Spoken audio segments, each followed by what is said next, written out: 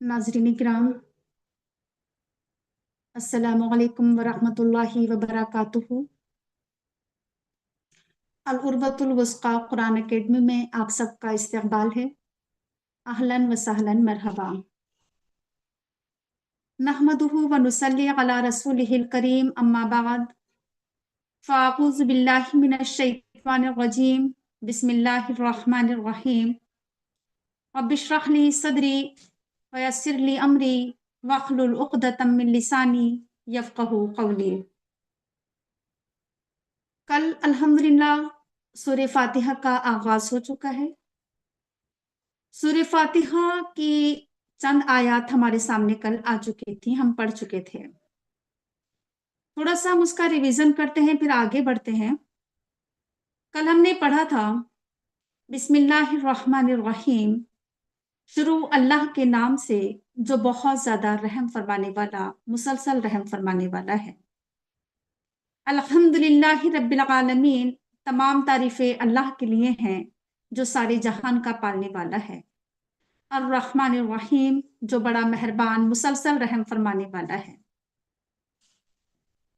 हमारे सामने ये बात आई थी कि अल्लाह ताला ने सूरह फातिहा एक ही वक्त में मुकम्मल नाजिल फरमाई। सूरह फातिहा ये कुरान करीम का आगाज है।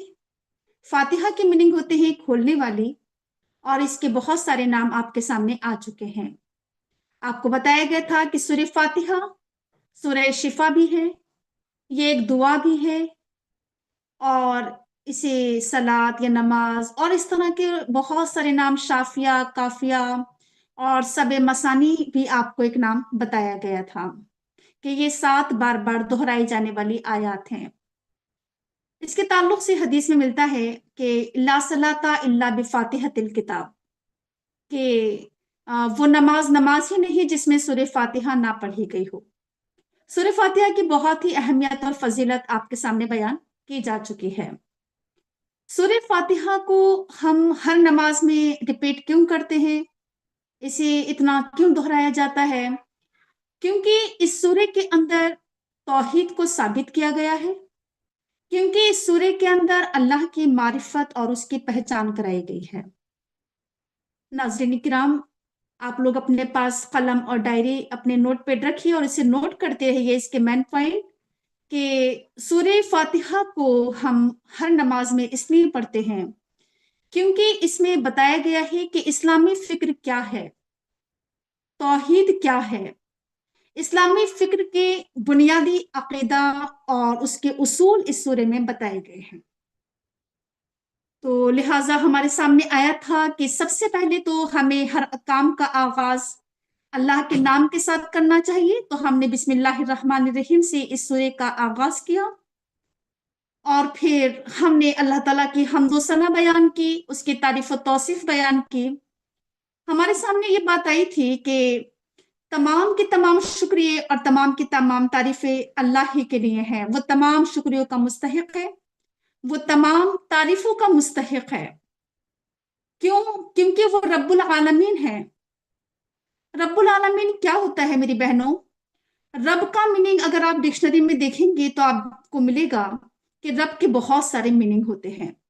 रब के मीनिंग आपको मिलेंगे कि इसकी मीनिंग मालिक के भी होते हैं, आका के भी होते हैं, हाकिम के भी होते हैं, मुदब्बिर के भी होते हैं, मुंतजिम के भी होते हैं। रब का एक मीनिंग आपको मिलेगा मुरब्बी, यानी तरबियत करने वाला, परवरिश करने वाला, पालनहार, परवरदिगार। बहुत सारे मीनिंग आपको मिलेंगे, और ये सारे ही मीनिंग अल्लाह ताला के ऊपर सादिक आते हैं। ये अल्लाह ताला की सिफत है, सिफत रबूबियत। अल्लाह ताला हमारा रब है, और कहा जा रहा है यहाँ पर कि रब्बुल आलमीन है। वो न सिर्फ है कि हमारा और आपका रब है, बल्कि वो सारे जहानों का रब है, सारे आलमों का वो पालनहार भी है, परवरदिगार भी है, और मुरब्बी भी है। देखिए, आलमीन जो है असल में ये जमा है आलम की। आलम के मीनिंग आपको मिलेंगे कि इसका रूट वर्ड जो है असल में वो है ऐन लाम मीम। तो इल्म के मीनिंग होते हैं जानने के। हर وہ چیز جسے دیکھ کر ہمیں اللہ کی یاد آتی ہے، ہر وہ چیز جسے دیکھ کر ہم اللہ کو جان لیتے ہیں، پہچان لیتے ہیں، اسے عالم کہا جاتا ہے۔ اور دیکھیں یہ پورا عالم، پوری یونیورس، پوری کائنات، پوری دنیا، اس سے ہمیں نظر آ رہا ہے، اس دنیا پر نظر ڈالنے کے بعد ہم دیکھتے ہیں کہ اس کا کوئی بنانے والا ہے، اس دنیا کا کوئی خالق، مالک، حاکم ہے، ہمیں پتہ دے رہی ہے یہ دنیا، اسی وجہ سے اسے العالمین کہا جاتا ہے۔ تو اسی لیے اللہ تعالیٰ ہی کی کیا ہے، تعریف ہے، اسی کی حمد و ثنا ہے، اسی کا شکریہ ہے، کیونکہ وہ ہمیں ہر وقت، ہر آن، ہر لمحہ ہمیں ہماری پرورش و پرداخت کر رہا ہے، ہمیں پروان چڑھا رہا ہے، اور ہماری تربیت کا بھی اس نے انتظام فرمایا۔ جہاں اس نے ایک طرف ہماری بہت ساری مادی ضروریات پوری کی ہیں، وہیں اس نے ہماری روحانی غذا کا بھی اہتمام کیا ہے، اس نے ہماری تربیت کا اہتمام کیا، اور اس نے ہماری تربیت کے اہتمام کے لیے قرآن کریم کا نزول فرمایا۔ اس کے بعد بتایا گیا کہ اللہ ہی کیا ہے، کہ اللہ تعالیٰ کی صفات یا اللہ تعالیٰ کی حمد و ثنا اس وجہ سے بھی ہے کیونکہ وہ رحمان اور رحیم ہے۔ وہ رحمان جو ہے یہ مبالغہ کا صیغہ ہے، بہت زیادہ رحم فرمانے والا، اور رحیم کے اندر تسلسل پایا جاتا ہے، یعنی مسلسل رحم فرمانے والا، ہمیشہ رحم فرمانے والا، کنٹینیو رحم فرمانے والا۔ اللہ تعالیٰ ایسا نہیں ہے کہ ایک ہی بار جوش میں آ کر بس رحمت نازل فرما دے، بلکہ وہ مسلسل اپنے رحمت نازل فرما رہا ہے۔ یہ تو ہماری پچھلی آیات کا ریویژن میں نے آپ کے سامنے رکھا۔ اب ہمارا جو آج کا سبق ہے آپ اسے دیکھ لیجئے۔ سب سے پہلے ہمارے سامنے آیت ہے مالکی یوم الدین۔ مالک کا روٹ ورڈ ہوتا ہے میم لام کاف، اس کے اندر ملکیت کی میننگ آتے ہیں، کسی بھی چیز کا مالک ہو جانا، کسی چیز پر آن کرنا، اقتدار رکھنا، قادر ہو جانا، یہ مالک کے میننگ ہوتے ہیں، یعنی اقتدار رکھنے والا، قادر، اور کیا کہ ملکیت رکھنے والا، کسی بھی چیز پر اپنا آن رکھنے والا۔ اس کے بعد ہے یوم، یوم کے میننگ ہوتے ہیں دن کے، یعنی ڈے۔ اس کے بعد ہے الدین، دین کے ویسے آپ کو میننگ تو بہت سارے ملیں گے عربی میں، لیکن یہاں پر اس وقت میرے سامنے جو میننگ ہے الدین کا، وہ ہے روز جزا، روز جزا اور سزا، الدین۔ اس کا روٹ ورڈ ہے دال یا نون، اور اس سے پہلے جو یوم ہے، یوم کا روٹ ورڈ ہے یا واو میم، تو یوم الدین یعنی روز جزا اور سزا۔ کہا جا رہا ہے یہاں پر کہ مالکی یوم الدین، اللہ تعالیٰ یوم جزا کا مالک ہے۔ یہ بات یہاں پر کیوں آئی؟ سوال یہ پیدا ہوتا ہے کہ اس آیت کا پچھلی آیت سے ربط کیا ہے، وہ میں آپ کو بتا دوں۔ اس سے پہلے یہ کہا گیا تھا کہ اللہ تعالیٰ کیا ہے، رحمان الرحیم ہے، تو ہمارے دل میں اللہ تعالیٰ کی ایک محبت پیدا ہوتی ہے کہ اللہ تعالیٰ ہم پر بڑا مہربان ہے۔ تو ساتھ ساتھ یہ بتایا گیا کہ جہاں ایک طرف اللہ تعالیٰ کی رحمتیں بے شمار ہیں، وہیں اللہ تعالیٰ کے ساتھ منصف بھی ہے، اللہ تعالیٰ کے ساتھ انصاف کرنے والی بھی ہے۔ تو کہا جا رہا ہے کہ اللہ کا ڈر اور خوف بھی ہمارے اندر ہونا چاہیے، ہمیں ہمارا ایمان یہ ہونا چاہیے، ہمارا عقیدہ یہ ہونا چاہیے کہ ہمیں ایک دن مرنا ہے، مرنے کے بعد دوبارہ زندہ ہونا ہے، اور دوبارہ زندہ ہو کر پھر اللہ کے سامنے ہمیں حاضر بھی ہونا ہے، اور اپنی پوری زندگی کا ہمیں حساب دینا ہے۔ تو یہ آخرت کا عقیدہ جو ہے، یہ اللہ تعالیٰ کی ایک بہت ہی عظیم نعمت ہے جو ہمیں حاصل ہوئی ہے، کیونکہ آخرت کا عقیدہ ہی انسان کو نیکیوں کی طرف لے کر جاتا ہے اور برائیوں سے روکتا ہے۔ ٹھیک ہے، تو اسی لیے یہاں پر یہ کہا گیا کہ مالکی یوم الدین، اللہ تعالیٰ کیا ہے کہ بدلے کے دن کا مالک ہے، یعنی ایک دن تمہیں تمہارے کاموں کا بدلہ دیا جائے گا، تمہیں تمہارے اعمال کا بدلہ تمہیں مل جائے گا۔ اور دیکھیے اس کے لیے ایک خاص دن مقرر کیا گیا ہے، اس کے لیے ایک دن متعین کیا گیا ہے، وہ ہے آخرت کا دن۔ آخرت میں حساب کتاب ہوگا۔ یہ دنیا جو ہے، یہ دنیا یوم جزا نہیں ہے، یہاں پر ہمیں ہمارے اعمال کا بدلہ نہیں دیا جاتا ہے، اور یہاں پر ہمیں ہمارے اعمال کا بدلہ دیا بھی نہیں جا سکتا ہے نا، ہمارے اعمال کا بدلہ آخرت میں ہی مل سکتا ہے۔ اللہ تعالیٰ نے جنت اور دوزخ کی شکل میں ہمارے لیے جزا اور سزا کا انتظام کیا ہے، یعنی نیک بندوں کے لیے جنت اور گناہگاروں کے لیے جہنم. تو یہ عقیدہ جو ہے ایک مسلم کا عقیدہ ہونا چاہیے کہ ہمیں مرنے کے بعد دوبارہ زندہ ہو کر اللہ کے سامنے اپنے زندگی کا ہمیں حساب کتاب دینا ہے. ٹھیک. اس کے بعد ہے ہمارے سامنے ایاکا نعبد و ایاکا نستعین. ایاکا یہ جو ہے مفعول عربی گرامر تھوڑی سی بتاؤں گی, اور نعبدو جو ہے یہ فعل مضارع ہے اور یہ جمع متکلم مشترک. اس کا مطلب یہ ہوتا ہے, میں آپ کو آسان الفاظ میں سمجھاؤں گی انشاءاللہ, کہ نعبدو کا جو روٹ ورڈ ہے وہ ہے عین با دال. عبد کے میننگ ہوتے ہیں عبادت کے. عبادت کے بھی میں آپ کو کئی میننگ بتاؤں گی, وہ آپ اپنے پاس نوٹ کر لیجئے. عبادت کا ایک تو میننگ ہوتا ہے پوجا اور پرستش کرنا, ایک میننگ ہوتا ہے بندگی اور غلامی کرنا, اور عبادت کا ایک اور میننگ ہوتا ہے اطاعت اور فرما برداری کرنا. یہ تین میننگ ہے عبادت کے. اور جب شروع میں نون آ جاتا ہے تو اس کی میننگ اس کا ترجمہ ہم کرتے ہیں ہم سے, ہم عبادت کرتے ہیں. ٹھیک ہے. تو نعبدو میں ورب بھی آ گیا عبادت, اور سبجیکٹ بھی آ گیا کہ ہم عبادت کرتے ہیں. اس کے بعد آبجیکٹ کہ ہم کس کی عبادت کرتے ہیں, تو آبجیکٹ اسٹارٹنگ میں آیا ایاکا, صرف اور صرف تیری ہی. دیکھیے عربی گرامر یہ ہے کہ جب آبجیکٹ اسٹارٹنگ میں آ جائے اور ورب اور سبجیکٹ بعد میں آ جائے تو اس میں خصوصی میننگ پیدا ہو جاتے ہیں. خصوصی میننگ کیا, کہ ہم صرف اور صرف تیری ہی عبادت کرتے ہیں.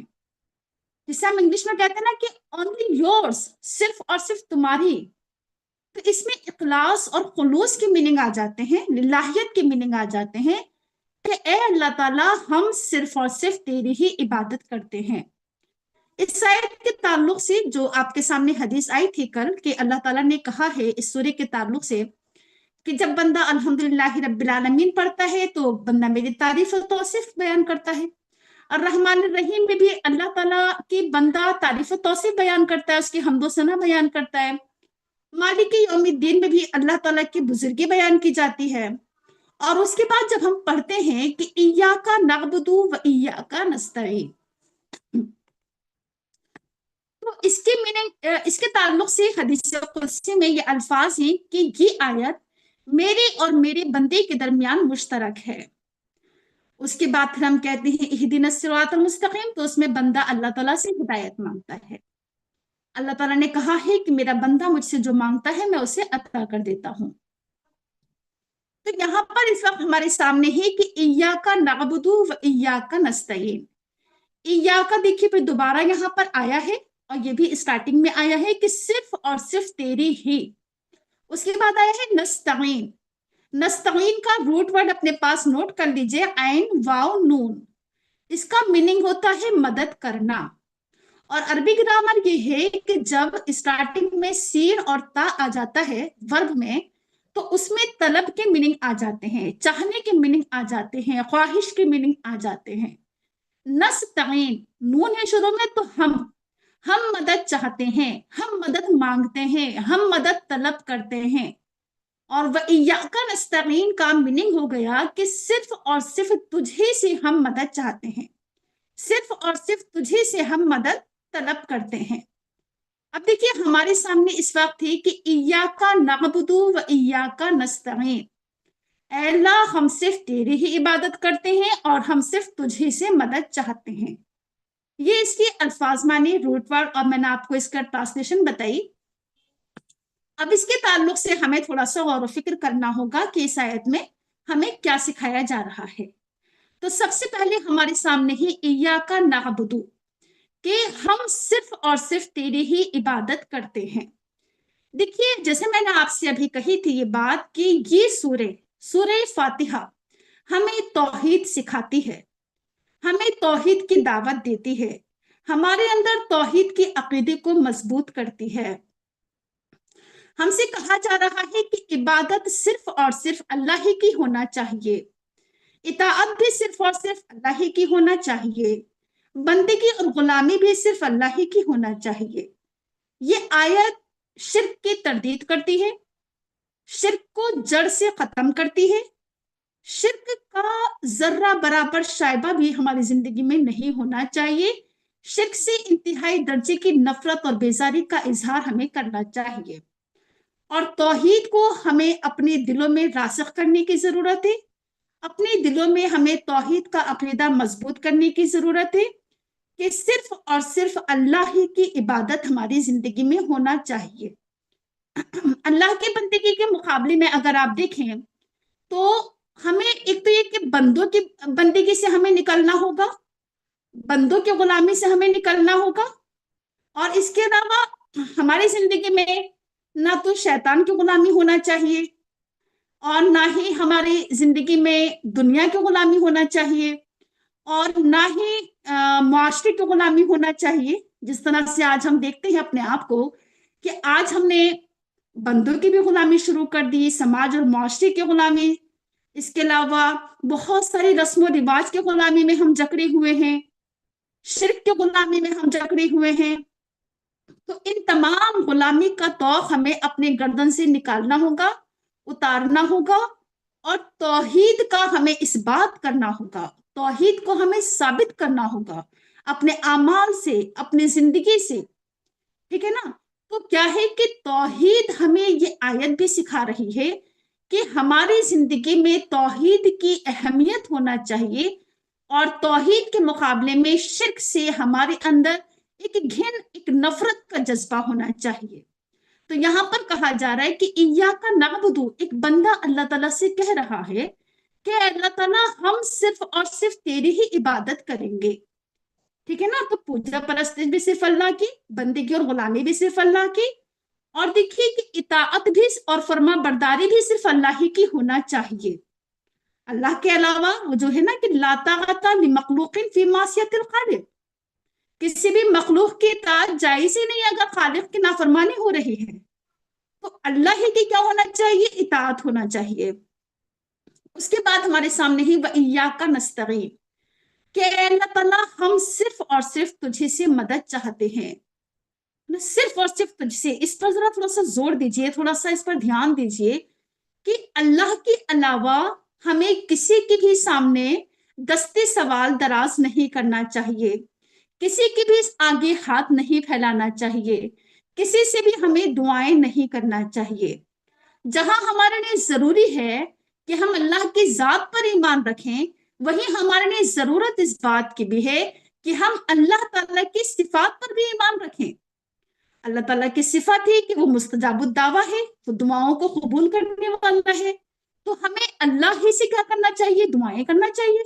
اللہ تعالیٰ نے قرآن کریم میں کہا ہے کہ صرف اور صرف کیا کرو کہ جہاں پر یہ کہا گیا ہے کہ مجھے سے دعائیں کیا کرو، یعنی جس میں یہ ہے نا کہ وَإِذَا سَأَلَكَ عِبَادِي عَنِّي فَإِنِّي قَرِيبٌ أُجِيبُ دَعْوَةَ الدَّاعِ إِذَا دَعَانِ، کہ جب میرا بندہ مجھ سے سوال کرتا ہے تو میں بہت قریب ہوں، میں پکارنے والی کی پکار کا جواب دیتا ہوں، دعائیں قبول کرتا ہوں. تو ضرورت اس بات کی ہے کہ اللہ ہی سے دعائیں کی جائے، اللہ ہی سے مانگے، ہمیں کچھ بھی چاہیے ہو. صحابہ کرام کے تعلق سے آتا ہے کہ اگر جوتے کا تسمہ بھی ٹوٹ جاتا تھا تو وہ اللہ ہی سے مانگتے تھے. تو یہی عمل، یہی کردار ہمارا ہونا چاہیے کہ ہر مشکل میں، ہر پریشانی میں، ہر مصیبت میں، ہر تکلیف میں، ہر اذیت میں ہمیں اللہ ہی کے سامنے اپنا ہاتھ پھیلانا ہے. ہمیں اولاد چاہیے، ہم اللہ سے مانگیں، ہمیں گھر چاہیے، ہم اللہ سے مانگیں. دیکھیے کوئی بھی مادی چاہیے ہماری ضروریات ہوں یا ہماری روحانی ضروریات ہوں، ہر طرح کی ضروریات اور حاجتیں ہمیں صرف اللہ ہی کے آگے رکھنا چاہیے. اللہ ہی ہمارا مشکل کشا ہے، اللہ ہی ہمارا حاجت روا ہے، اللہ تعالیٰ ہی ہمارا کیا ہے کہ فریادوں کو سننے والا ہے. تو تمام طرح کی دعائیں، فریادیں، التجائیں سب ہمیں اللہ ہی کے سامنے رکھنا چاہیے. تو یہاں پر کہا جا رہا ہے کہ وَإِيَّاكَ نَسْتَعِينُ، ہم صرف اور صرف کیا ہے؟ تجھے سے مدد چاہتے ہیں. تو دیکھیے آج کی جو یہ آیات، جیسے میں نے آپ سے اسٹارٹنگ میں یہ بات کہی تھی کہ ان آیات کو جو ہم ہر نماز میں بھی دہراتے ہیں اور قرآن کریم کی اسٹارٹنگ میں بھی ہم ان آیات کو پڑھتے ہیں، ان آیات کی بڑی اہمیت اور فضیلت ہے. نہ صرف کہ لفظی اعتبار سے بلکہ روحانی اور معنوی اعتبار سے بھی اگر آپ دیکھیں کہ ہماری جو فکر ہونا چاہیے وہ اسلامی فکر ہونا چاہیے. اور اسلامی فکر ہماری کہاں سے پیدا ہوگی؟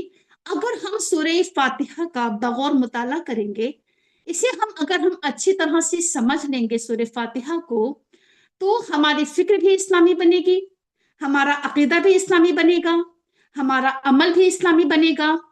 سورہ فاتحہ ہمیں سکھاتی ہے کہ ہم صرف اور صرف ایک اللہ پر ایمان رکھیں، اور اللہ تعالیٰ کی ذات پر ایمان رکھنے کے ساتھ ساتھ اللہ کی صفات پر ایمان رکھیں، اللہ کے حقوق و اختیارات کو ہم مانیں، اللہ کی تعریف و توصیف کریں، اس کی حمد و ثنا بیان کریں، اور یہ کہ ہمارا عقیدہ توحید کے ساتھ ساتھ ہمارا آخرت کا عقیدہ بھی مضبوط ہونا چاہیے. آخرت کے عقیدے کے تعلق سے ابھی آپ کے سامنے بات آ چکی ہے کہ ہمیں جو ہے اپنی پوری زندگی کا حساب کتاب ہمیں ایک دن دینا ہوگا. اس لیے ہم سب کو اپنے اعمال پر نظر رکھنے کی ضرورت ہے کہ ہم کس طرح کے عمل کر رہے ہیں. آیا ہم اللہ کو خوش کرنے والے اعمال کر رہے ہیں یا اللہ کو ناراض کرنے والے اعمال کر رہے ہیں؟ اس پر ہم سب کو اپنا جائزہ لینے کی ضرورت ہے. یہ سورہ فاتحہ ہمیں اپنا جائزہ لینے پر بھی ابھارتی ہے، اپنے اعمال پر نظر ڈالنے پر بھی ابھارتی ہے، اور اس کے ساتھ ساتھ ہمارے سامنے جیسے ابھی یہ بات آئی کہ سورہ فاتحہ جو ہے یہ توحید کو مضبوط کرنے کی ایک بہترین سورہ ہے.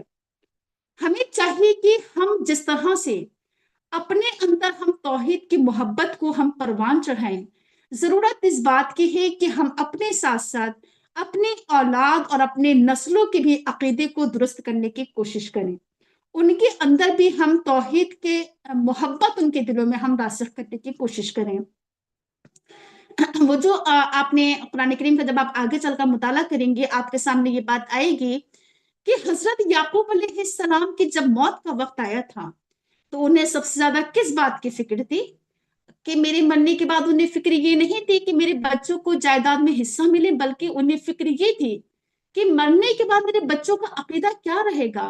انہوں نے سوال کیا تھا اپنے بچوں سے کہ میری بات تم کس کی عبادت کرو گے؟ تو انہوں نے کہا تھا کہ ہم ایک اللہ کی عبادت کریں گے، آپ کے معبود کی، موسیٰ اور عیسیٰ کے معبود کی، ابراہیم اسماعیل اسحاق کے معبود کی. تو دیکھیے کہ اسی طرح سے کیا ہے کہ ہم اپنے عقیدے کو درست کرنے کے ساتھ ساتھ ہمیں اپنی اولاد اور اپنے نسلوں کے بھی عقیدے کو درست کرنے کی ضرورت ہے. جیسے میں نے ابھی آپ کے سامنے یہ آیت رکھی کہ ایاک نعبد، اس کے تعلق سے میں آپ کو ایک پوائنٹ اور بتانا چاہوں گی کہ جب رستم کے دربار میں تقریر کی تھی تو انہوں نے یہ بات کہی تھی کہ ہم یہ چاہتے ہیں کہ ہم لوگوں کو بندوں کی بندگی سے نکال کر اللہ کی بندگی کی طرف لے کر آئیں، ہے نا. تو آج ہم دنیا میں نظر ڈالیں، اگر اپنا جائزہ لیں یا اپنے چاروں طرف اگر ہم نظر ڈالیں تو ہمیں نظر آتا ہے کہ وہ بندگی اور غلامی جس سے ہمیں نکالا گیا تھا، آج ہم نے پھر وہی غلامی کے توق آج ہم نے پھر اپنے گردن میں ڈال لیے ہیں. ہمیں شرک کے غلامی سے نکالا گیا تھا، ہم نے پھر شرک کے غلامی میں مبتلا ہو گئے. ہمیں رسم و رواج کے غلامی سے نکالا گیا تھا، ہم رسم و رواج کے غلامی میں پھر مبتلا ہو گئے. ہمیں دنیا کے غلامی سے نکالا گیا تھا، ہم اس میں پھر جکڑ گئے. تو ہمیں اپنا جائزہ لینے کی ضرورت ہے اس موقع پر کہ وہ تمام توق و سلاسل، وہ تمام زنجیریں، ہے نا، جو اللہ کی رسول صلی اللہ علیہ وسلم جس سے لیے آئے تھے نا کہ وَيَزَغُ عَنْهُمْ إِسْرَهُمْ وَالْأَغْلَالَ الَّتِي كَانَتْ عَلَيْهِمْ. اللہ کے رسول کی صفت یہ تھی کہ انہوں نے آ کر لوگوں کے اوپر سے وہ توق و سلاسل ہٹا دیے جو ان کے اوپر لدے ہوئے تھے. اللہ کے رسول نے آ کر اسے ہٹایا، اور ہم نے پھر سے وہی غلامی کا توق پھر سے اپنے گردن میں پھر سے ڈال لیا.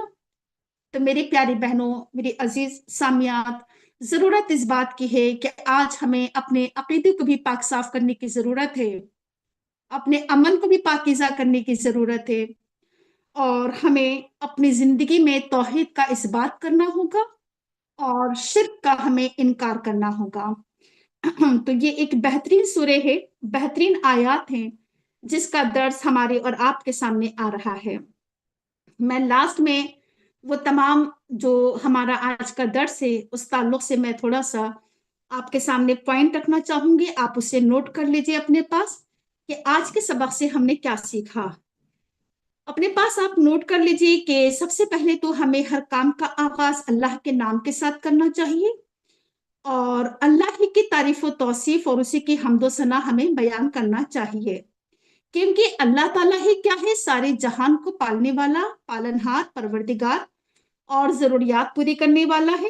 اللہ ہی ہمارا مربی ہے، تربیت فرمانے والا ہے۔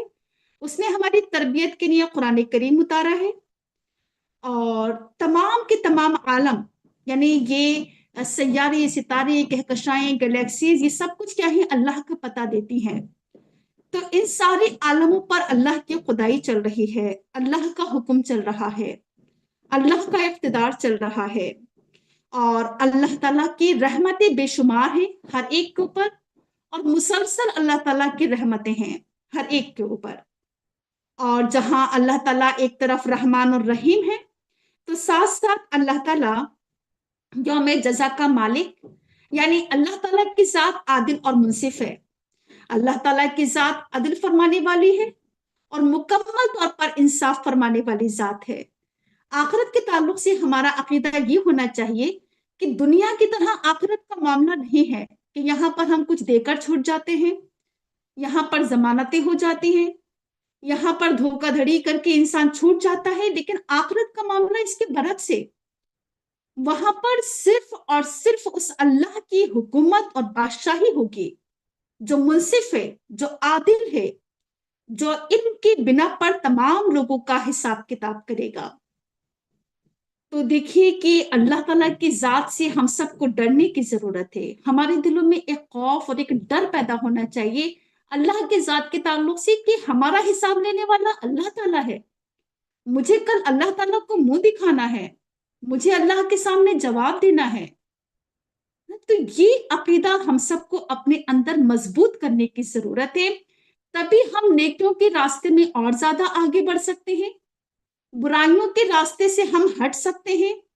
اگر ہمارا آخرت کا عقیدہ مضبوط ہو جائے تو میری پیارے بہنوں، ہمارے اندر نیکیاں پروان چڑھیں گے انشاءاللہ، اور برائیوں سے ہم اجتناب کریں گے۔ اور اس کے بعد جو آخری سبق ہمارے سامنے آیا تھا وہ تھا ایاک نعبد و ایاک نستعین۔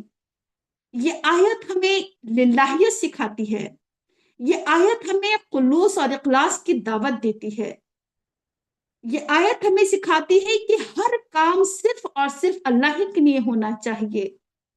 قرآن کریم میں ایک جگہ کہا گیا ہے کہ ان صلاتی و نسکی و محیایا و مماتی للہ رب العالمین، میری نمازیں، میرے قربانیاں، میرا جینا، میرا مرنا اللہ رب العالمین کے لیے ہیں۔ تو دیکھیے ہم سب کو سنسیئر ہونے کی ضرورت ہے، مخلص ہونے کی ضرورت ہے کہ ہماری تمام بندگی، عبادتیں، اطاعتیں صرف اور صرف اللہ ہی کے لیے مخصوص ہونا چاہیے۔ اللہ کے ذات کے علاوہ کسی کے بھی آگے سجدہ کرنا جائز نہیں ہے۔ اور اس کے بعد ہمارے سامنے آیا وَإِيَّاكَ نَسْتَعِينُ، کہ ہم صرف اور صرف تجھے سے مدد چاہتے ہیں۔ ہمارے سامنے اس تعلق سے یہ بات آئی تھی کہ ہم حاجت روا اللہ ہی کو مانیں، مشکل کشا ہم اللہ ہی کو مانیں، اور تمام فریادیں سننے والا، التجائیں سننے والا اللہ تعالیٰ ہی کی ذات ہے۔ ہمارے پر چاہے کوئی بیماری آئے، کوئی پریشانی آئے، کوئی تکلیف آئے، کوئی مصیبت آئے، اس موقع پر ہمیں اللہ ہی کی طرف رجوع کرنے کی ضرورت ہے۔ ہمارے لیے مرجع اللہ تعالیٰ کی ذات، یعنی رجوع کر کے ہمیں رجوع کس طرف کرنا چاہیے؟ اللہ کی طرف ہمیں رجوع کرنا چاہیے، پلٹنا ہمیں اللہ ہی کی طرف چاہیے۔